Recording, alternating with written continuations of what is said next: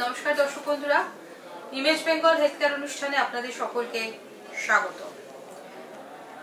8ই মে বিশ্ব থ্যালাসেমিয়া দিবস। থ্যালাসেমিয়া মুক্ত একটা সমাজ আমরা কিভাবে গড়ে তুলতে পারি, এই বিষয় নিয়ে কথা বলতে আজকে আমরা এসেছি নারায়ণা আর.এন. টেগোর হসপিটালে এবং আমরা আমাদের মধ্যে পেয়েছি বিশিষ্ট হেমাটো অঙ্কোলজিস্ট ডক্টর রাজীব দেকে। স্যার নমস্কার, ইমেজ বেঙ্গল হেলথ কেয়ারে স্বাগত জানাচ্ছি আপনাকে। প্রথমেই নমস্কার। থ্যালাসেমিয়া নামটা সম্পর্কে আমরা এখন সবাই পরিচিত, বিশেষ করে পশ্চিমবঙ্গের মানুষ। তার কারণ পশ্চিমবঙ্গে প্রায় 10 থেকে 15% মানুষ থ্যালাসেমিয়ার বাহক, এবং তাই এখানে থ্যালাসেমিয়া শিশুর জন্মানোর সংখ্যা অনেক বেশি। থ্যালাসেমিয়া চিকিৎসার জন্য সরকারি পরিকাঠামোয়, বেসরকারি পরিকাঠামোয় বিভিন্ন রকম ব্যবস্থা আছে, কিন্তু যে চিকিৎসাটা মোটামুটি হয় থ্যালাসেমিয়া সম্পর্কে সেটা হচ্ছে রক্ত দেওয়া। এবং রক্ত দিলে যেটা হয় যে রক্তের সঙ্গে প্রচুর পরিমাণে আয়রন শরীরের বিভিন্ন জায়গায় জমে যায়, বিশেষ করে হার্ট, লিভার। এবং থ্যালাসেমিয়া শিশুরা যে কারণে মারা যান সেটা মূলত কিন্তু আয়রন জমে গিয়ে হার্ট ফেলিওর হয়। তাই এই যে থ্যালাসেমিয়ার চিকিৎসা মানেই আমরা বুঝি রক্ত দেওয়া, এবং এখন শরীরে রক্ত বা আয়রন বেশি জমে গেলে সেই আয়রনটা বার করার চিকিৎসা। এইটার মাধ্যমে থ্যালাসেমিয়া রোগকে সারিয়ে ফেলা যাবে না, কোনো ওষুধপত্র দিয়েই কিন্তু থ্যালাসেমিয়া রোগকে সারিয়ে ফেলা যাবে না। থ্যালাসেমিয়া রোগকে সারিয়ে ফেলার একটাই উপায়, সেটা হচ্ছে বোন ম্যারো ট্রান্সপ্লান্ট। এবং এই বোন ম্যারো ট্রান্সপ্লান্ট আমরা কি করি?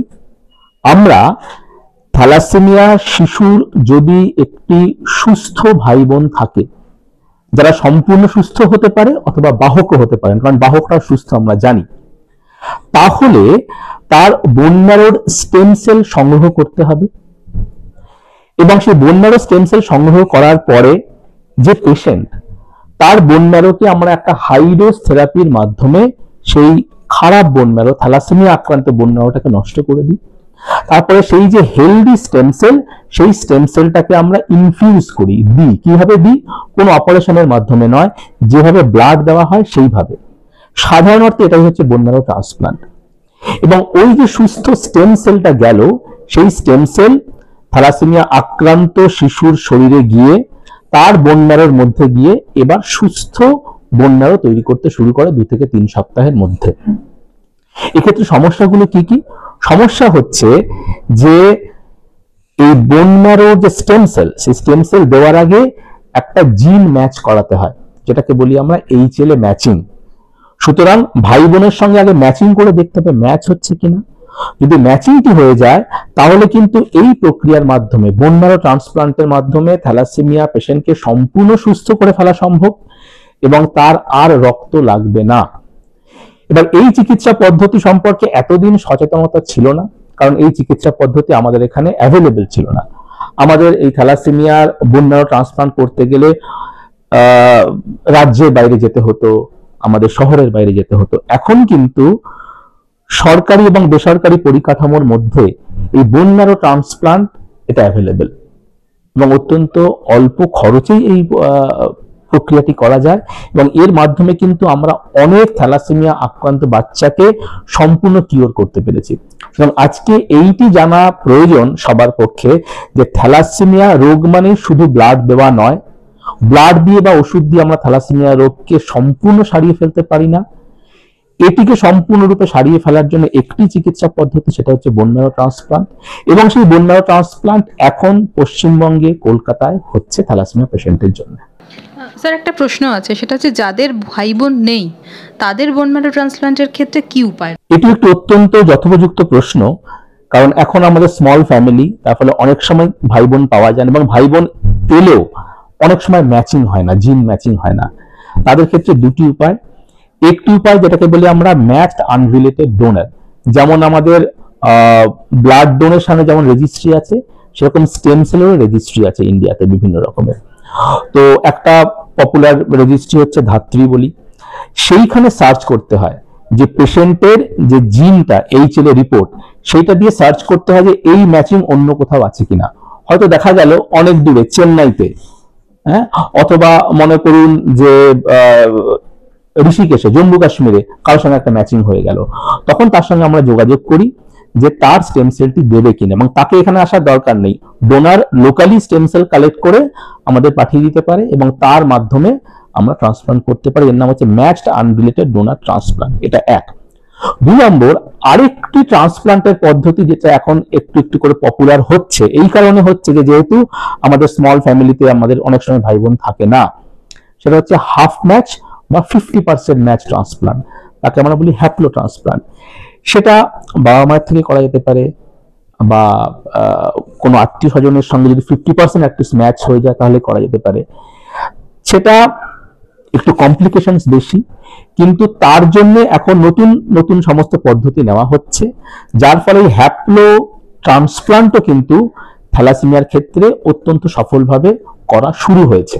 সুতরাং যদি ভাই বোন না থাকে, এই ম্যাচড আনরিলেটেড ডোনার ট্রান্সপ্লান্ট যেটা রেজিস্ট্রি থেকে পাওয়া যায় এবং হ্যাপ্লো বা হাফ ম্যাচ ট্রান্সপ্লান্ট, এই দুটো ট্রান্সপ্লান্টের মাধ্যমেও থ্যালাসেমিয়াকে সম্পূর্ণরূপে সারিয়ে ফেলা যায়। স্যার, আমার আরেকটা প্রশ্ন হচ্ছে যে এই যে থ্যালাসেমিয়াতে বোন ম্যারো ট্রান্সপ্লান্ট যার হলো, সে এটা কি নিয়মিতভাবে তার কোনো মানে মেনটেনেন্সের প্রয়োজন আছে, না একবার যদি হয়ে যায় ট্রান্সফার তারপরে সে একদম সুস্থ? হ্যাঁ, বোন ম্যারো ট্রান্সপ্লান্টের সঙ্গে অন্যান্য ট্রান্সপ্লান্টের একটা ডিফারেন্স হচ্ছে, যেটাকে বলি সলিড অর্গান ট্রান্সপ্লান্ট। যে বোন ম্যারো ট্রান্সপ্লান্টে ট্রান্সপ্লান্ট প্রসিজিওরের পরে এখানে শুধুমাত্র আমরা বোন ম্যারোই ট্রান্সপ্লান্ট করছি না, তার যে ইমিউনিটি সেটা থেকেও পুরো পাল্টে ফেলছি। সেই কারণে 6 মাস থেকে 1 বছর পর্যন্ত আমাদের একটা ওষুধ অনেক সময় দিয়ে যেতে হয়, ইমিউনোসাপ্রেশন। তারপরে সাধারণত এই ওষুধপত্রগুলো চালানোর দরকার হয় না, সে একদম সুস্থ স্বাভাবিক জীবন যাপন করতে পারে। যেটা সলিড অর্গান ট্রান্সপ্লান্টের ক্ষেত্রে কিন্তু সারা জীবন একটা ইমিউনোসাপ্রেশন দিয়ে যেতে হয় যেন সেটা রিজেক্ট না হয়ে যায়। কিন্তু বোন ম্যারো ট্রান্সপ্লান্টের ক্ষেত্রে, থ্যালাসেমিয়া ট্রান্সপ্লান্টের ক্ষেত্রে এরকম কিছুর প্রয়োজন হয় না। একটা ওষুধ 6 মাস থেকে 1 বছর চালাতে হয়, তারপরে আর কোনো ওষুধপত্র চালানোর দরকার নেই। আচ্ছা স্যার, যার বোন ম্যারো ট্রান্সপ্লান্ট হলো তাহলে সে একদম সম্পূর্ণ সুস্থ আগামী দিনে, তাহলে সে তার বিবাহিত জীবন বলুন বা সন্তান হওয়া বলুন, এই সমস্ত ক্ষেত্রে তার কি কোনো নিয়ম বা কোনো রকমের পদ্ধতি রয়েছে? এটি একটি অসাধারণ প্রশ্ন। তার কারণ আমরা যখন বোন ম্যারো ট্রান্সপ্লান্ট করছি, মনে রাখতে হবে আমরা বোন ম্যারোটাকে পাল্টে ফেলছি, বোন ম্যারোটাকে হেলদি করে তার রোগটাকে আমরা সারিয়ে ফেলছি। কিন্তু থ্যালাসেমিয়া একটি জেনেটিক ডিজিজ, তার জিনের মধ্যে কিন্তু এইটি আছে। সুতরাং সে যখন বিয়ে করবে তখন তার দুটি জিনেই কিন্তু সেই থ্যালাসেমিয়ার লক্ষণটি থাকবে। সন্তানের মধ্যে যেহেতু একটি জিন আসে, সুতরাং সেই একটি জিন কিন্তু থ্যালাসেমিয়া আক্রান্ত যাবে। সুতরাং তার যে মানে স্পাউস, তার যে হাজবেন্ড অথবা ওয়াইফ, সে যদি সম্পূর্ণ সুস্থ থাকে, তার যদি থ্যালাসেমিয়ার বাহক না হয় বা তাহলে তার সন্তান থ্যালাসেমিয়া বাহক হবে। কিন্তু যদি সে বাহক হয় তাহলে তাদের সন্তানের কিন্তু থ্যালাসেমিয়া হওয়ার একটা সম্ভাবনা থাকবে। সুতরাং বোন ম্যারো ট্রান্সপ্লান্টের পরে আমরা বোন ম্যারোটাকে সারিয়ে ফেলতে পারি, কিন্তু জিন থেকে ত্রুটিটা পুরোপুরি দূর করতে পারি না।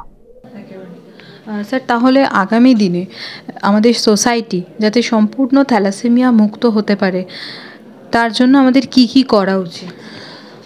আমাদের সোসাইটি যদি থ্যালাসেমিয়া মুক্ত হতে চায় তাহলে প্রথম যে কাজটি করা উচিত, প্রত্যেককে পরীক্ষা করে দেখে নেওয়া উচিত সে থ্যালাসেমিয়ার বাহক কিনা। কারণ থ্যালাসেমিয়ার বাহকরা সম্পূর্ণ সুস্থ স্বাভাবিক, একমাত্র এই থ্যালাসেমিয়া বাহক নির্ণয় পরীক্ষা করলেই বোঝা যায় তিনি বাহক কিনা।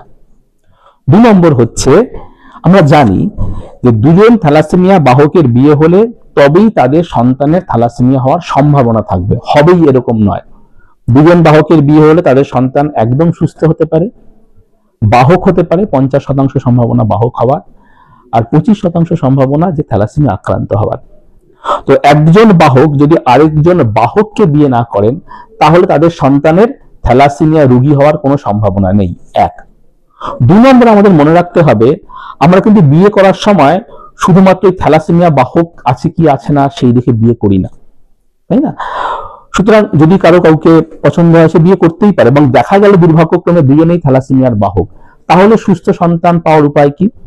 সুস্থ সন্তান পাওয়ার উপায় হচ্ছে যে যখন প্রেগন্যান্ট হন 2 জন বাহকের বিয়ে হলে, তখন এই গর্ভাবস্থায় 3 মাসের মাথায় আমরা কিন্তু ভ্রূণের পরীক্ষা করে, ফিটাসের পরীক্ষা করে বলে দিতে পারি যে সন্তান একদম স্বাভাবিক, নাকি বাহক, নাকি থ্যালাসেমিয়া আক্রান্ত। সেখানে থ্যালাসেমিয়া আক্রান্ত হওয়ার সম্ভাবনা কিন্তু মাত্র 25%। আর বাহকরাও সুস্থ, আর যারা একদম সম্পূর্ণ সুস্থ তারা তো সুস্থই। সুতরাং এই 75% যদি আমরা দেখতে পাই যে এরকম হয়েছে, তাহলে সেই সন্তানটি ক্যারি করা যেতে পারে।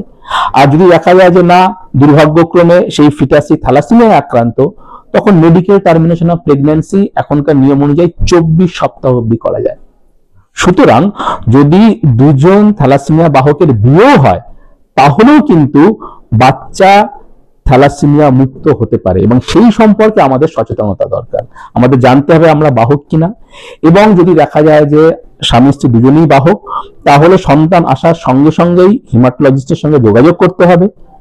3 মাসের মাথায় গর্ভস্থ ভ্রূণের পরীক্ষা করতে হবে, যেই পরীক্ষাও এখন কিন্তু একদমই পশ্চিমবঙ্গে, কলকাতায় সরকারি এবং বেসরকারি পরিকাঠামোর মধ্যে এই পরীক্ষাটাও হচ্ছে।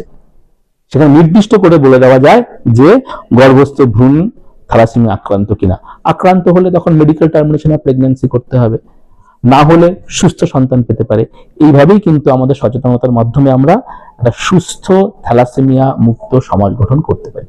আমার একটা শেষ প্রশ্ন, আপনি যে অত্যাধুনিক প্রযুক্তির কথা বললেন যে থ্যালাসেমিয়া রোগীদের ক্ষেত্রে বোন ম্যারো ট্রান্সপ্লান্টেশন, এর বিষয় নিয়ে আপনি বললেন যে সরকারি এবং বেসরকারি ক্ষেত্রে অনেক সুযোগ সুবিধা রয়েছে।